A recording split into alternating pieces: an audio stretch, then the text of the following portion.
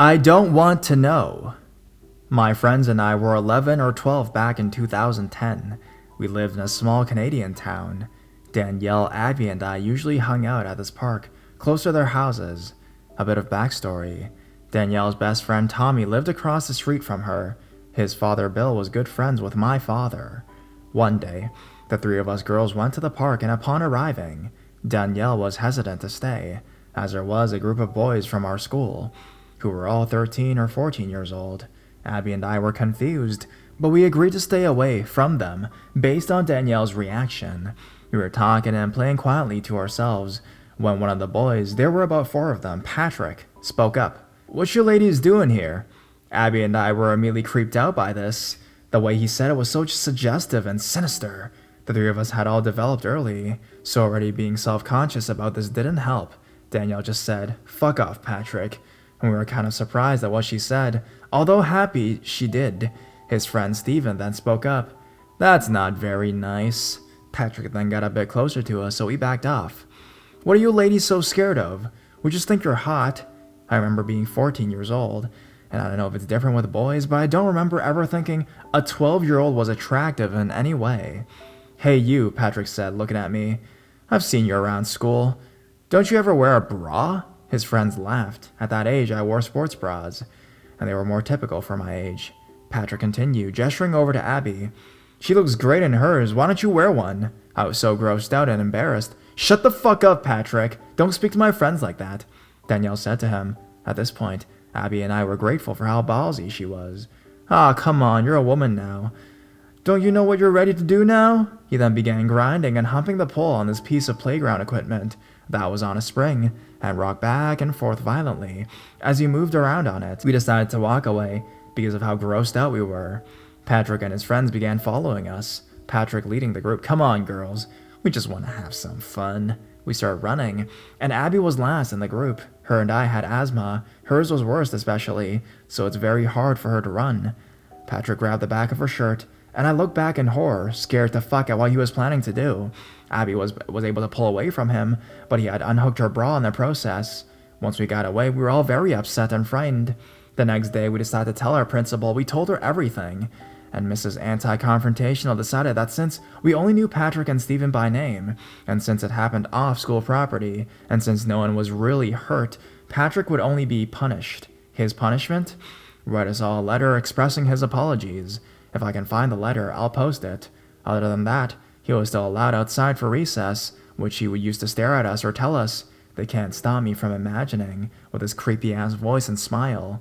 Danielle had told her parents, who then told Bill, her friend's father, and my dad's good friend. Abby and I didn't know until after, but Patrick was Bill's nephew, and had made other sexual advances towards Danielle at their cottage when she came with them. Bill then told Patrick that if he ever spoke to, touched, or looked at any one of us, he would knock his teeth out. For 3.5 years, I heard nothing from him. In May, right before the end of grade 10, I went to a co-op fair at our school. I had blocked out what happened to us at the park and didn't remember it happening at all, until I saw him. Everything came flooding back, and I became extremely uncomfortable. I tried to avoid him, but at some point he saw me. He came up behind me and placed a construction worker's hat on me from his co-op job and said in my ear, "I didn't forget about you, you know." I turned around to see Patrick and his friend. They were just smiling. It was terrifying. I don't know how they recognized me, seeing I myself had changed very much over the past 4 years. I didn't have them on Facebook or anything like that. Looking back, I remember there being this big shed in front of a tennis court at the back. There was a blind spot behind the shed or in the bushes. I don't want to know what would have happened if we hadn't ran, or if Patrick had caught Abby. He's graduated now, and I don't know where he is. Patrick, let's not meet again.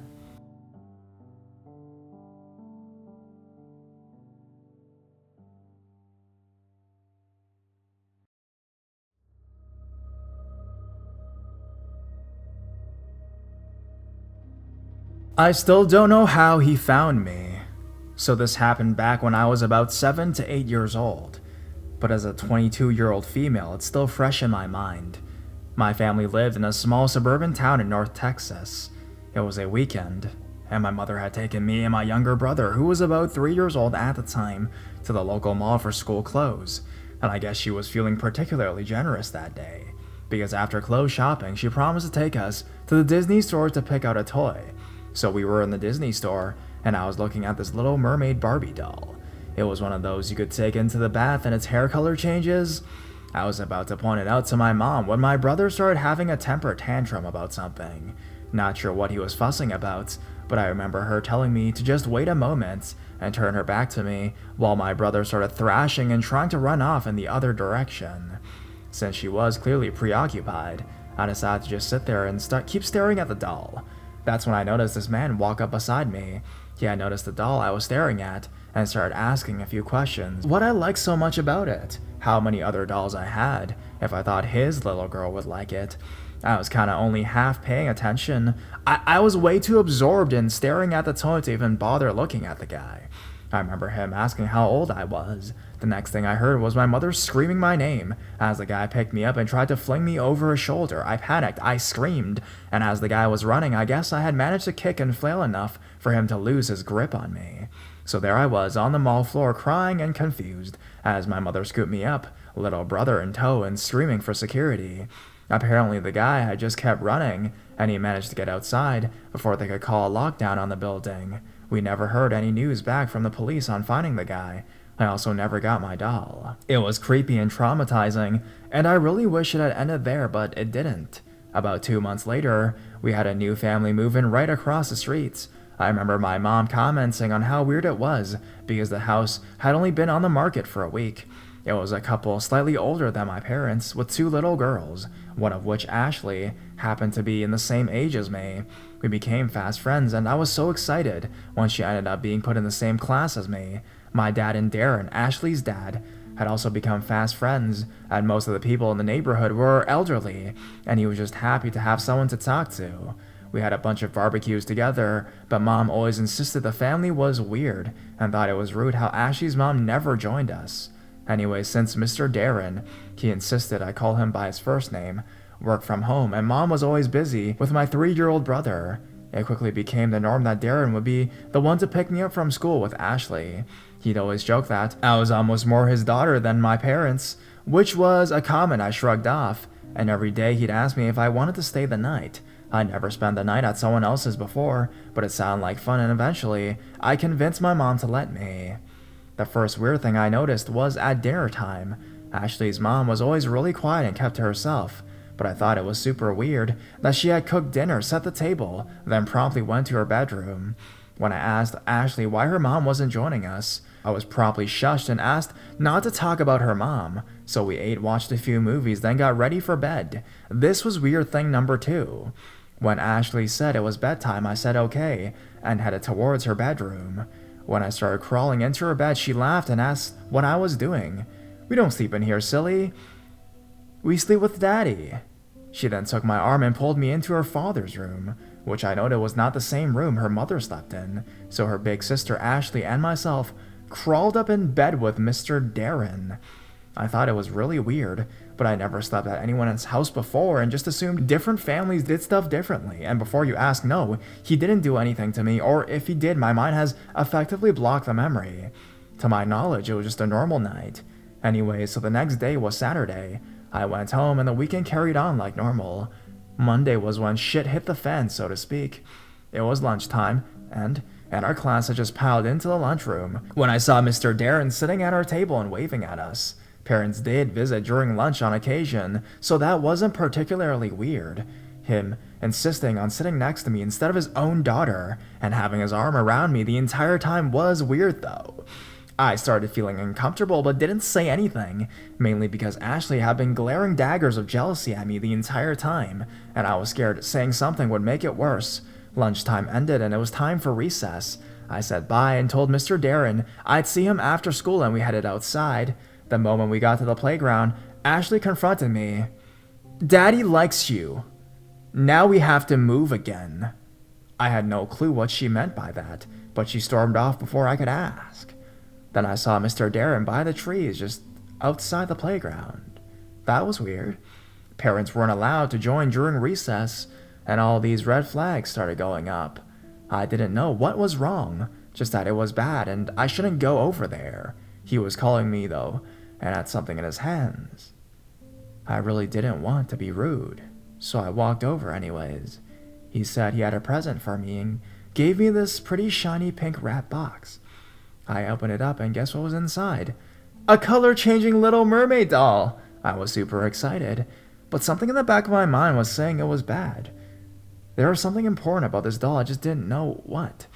Then he leaned down and whispered to me, "I remember how much you wanted this one." Now I was confused because I knew I never mentioned the doll to Mr. Darren before.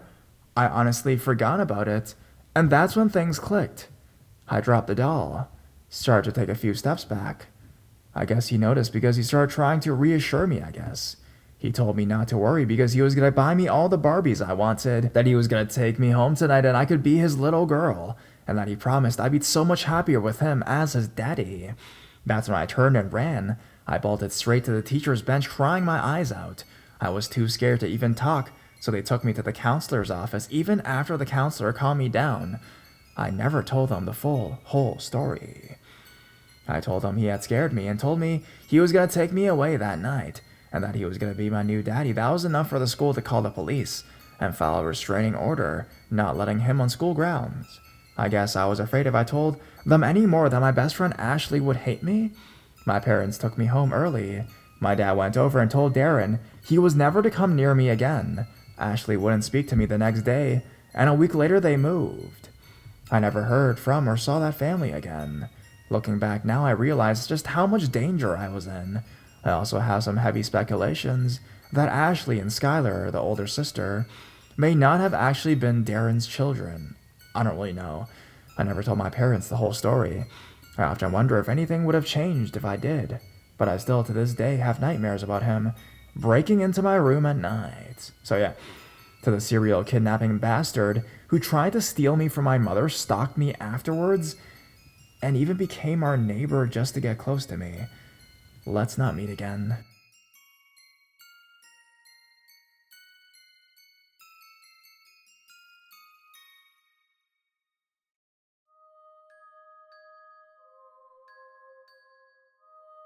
A friend of mine during my childhood who I saw and talked to every day within the course of 3 years turned into a monster. Someone that I knew all too well ended up committing an act so cruel and disturbing. I wish I never met them ever in my life. I met her when I was 4 years old, but my family moved to a new neighborhood near Portland, Oregon. My family had just moved out of a crummy and vile apartment, but my parents were apartment managers, and we were desperate for a house where we wouldn't have to worry about the tenants. My parents found a house in a ghetto part of south of Washington State, and they decided that this house would be our starting home, and that we would find a much more suitable environment for a kid. Now, as soon as we first moved in, me and my family introduced themselves to the neighbors, where I met some kids around my age. One neighbor, who lived 2 houses down our house, established a friendship with my mother and they became good friends. They were both mothers and connected with similar interests in art. The neighbor's name was Heather, and when I first met her, I thought she was a nice person and somebody that I could trust. Heather had 2 kids at the time who were both in high school. Their names were Sierra and Jordan, and my mom wanted them to meet me since my parents were looking for a babysitter for me, and that it would be someone that she could trust, since the area that I'm living in wasn't a great environment for kids. After spending some time with Jordan and Sierra, I got to know them a little and frankly enjoyed their company while they watched over me as babysitters. Since they were teens and I was very young at the time, hanging around them made myself feel much more superior than the average 5-year-old. Jordan was a rebel teen who would constantly get in trouble at school. My mother wasn't a fan of Jordan getting into constant trouble, so my mom stopped having him over and babysitting me. Sierra, who I enjoyed around, was a very kind and courteous person and began babysitting me by herself. She was a freshman in high school and needed the money, so she became my childhood babysitter. She had no history of being in trouble at school or at home, so my mother gladly let her babysit me. Sierra would play board games with me, cook my favorite macaroni and cheese. I gradually became closer to Sierra within a short span of time. My parents at the time received full-time jobs, so they asked Sierra to babysit me more, and in return, she would get more money from my parents. She took the offer up. I spent more time with her every day, and I thought of Sierra as one of my best friends at the time. She also began working for my mom as a house cleaner. I began to have a close relationship with my mom. Everything was going great for me and my family, and was overall a great time in my life. A couple years go by, and I began elementary school going into the first grade. My parents began picking me up from school, and I had less time for a babysitter. I became somewhat distant from Sierra as she became a junior and was pregnant. She would sometimes come over the house to babysit me and help my mother with chores around the house, but she became more mature and wouldn't talk to me as much as she used to. Her mother, Heather, had a severe medical condition which caused her to have constant painful headaches that she would often experience days at a time. Heather stopped talking to my mother and became a recluse, staying inside of her house with Jordan and Sierra. Eventually, Sierra's demeanor began to change as her mother began to descend, which was understandable at the time, since her mother was going through a rough time. I didn't talk to her after I had heard about her mother, since I did not want to mention her mother to her. She began displaying an odd change of behavior and started to get in trouble at school. For what? I honestly don't know, but it started to put a strain on Heather and Sierra's relationship since they began verbally fighting. Sierra would scream at Heather and flip out on her mom for very insignificant reasons. My mother grabbed wind of the altercations and told Sierra she couldn't babysit me, but could help my mother when I wasn't there. She started helping my mother again, and my parents would see her often in the house. One day, Sierra was helping my mom clean the basement when she asked my mom if she could use our bathroom. My mom said yes and began the way upstairs. She came back down to the basement 5 minutes later and finished cleaning the basement at the time. Later that day, my mother had to use the restroom, and when she walked in, saw what looked like a diary on the bathroom sink. My mother didn't recognize it and with curiosity began to open the book. What was in there was absolutely terrifying, as my mother found sections from a book written down in the diary, which graphically talked about rape and molestation. My mom never told me the specifics as to what was in the diary, and still doesn't like to talk about it. When looking through the diary, my mother found several depictions of rape, with written sexual scenarios and how they all felt. My mother found Sierra's name on the back of the diary, and immediately called Heather and confronted her about Sierra's diary. Heather stated that Sierra had taken cuts from one of her books and began writing them down in her diary. Heather acted as if Sierra did this all the time and that it was no big deal. My mother then told Heather that Sierra wasn't allowed in her house and wasn't going to be working with her anymore. She purposefully left that diary, but for what reason? I honestly don't know. Then the allegations started. Sierra had began to claim that my neighbor Rodney had sexually harassed and raped her. Everybody in the neighborhood became skeptical of Sierra's claim due to her troubled behavior and never having much interaction with Rodney. Sierra never called the police, and Rodney wasn't questioned about the accusation. This is when Heather began to suffer from her medical condition and, as a result, died, while Sierra and Jordan were in their senior year of high school. Sierra dropped out of high school and claimed that she would move to Arizona with her then boyfriend. She ended up moving out and going to Arizona, while Jordan moved out to live with his dad. When they left, my parents thought that they wouldn't hear anything about Sierra since she had moved on in her life. A few years go by, and I didn't hear anything about Sierra nor Jordan, and frankly, I had removed them from my memory. One day, my parents talked to John, a neighbor across our house. He asked my parents if they remember Sierra and if they heard of her since. My parents hadn't heard anything about her since she moved out, and asked why he was asking. He said that Sierra was on the news, and that she was arrested for child neglect. My parent, later that night, Googled her name and made a chilling discovery. Police in Arizona had been called for a well body check after Sierra called 911 once she found her daughter deceased and her other child nearly dead. She had been collecting welfare and living in a trailer with her 2 children. Those kids were neglected and suffered from malnutrition as Sierra became fat and wouldn't give the children barely anything to eat. There wasn't any air conditioning in the trailer, and Sierra would leave her kids in the trailer and go live at a friend's house or a boyfriend's house. She ended up being trialed in court for manslaughter and is now serving a 16-year prison sentence. I can't believe to this day that someone that my family trusted with me and was a best friend of mine for a majority of my childhood years would do something this cruel and inhumane. I wish that she never has another child in her life and never gets another dollar from welfare. Sierra. Let's never meet again.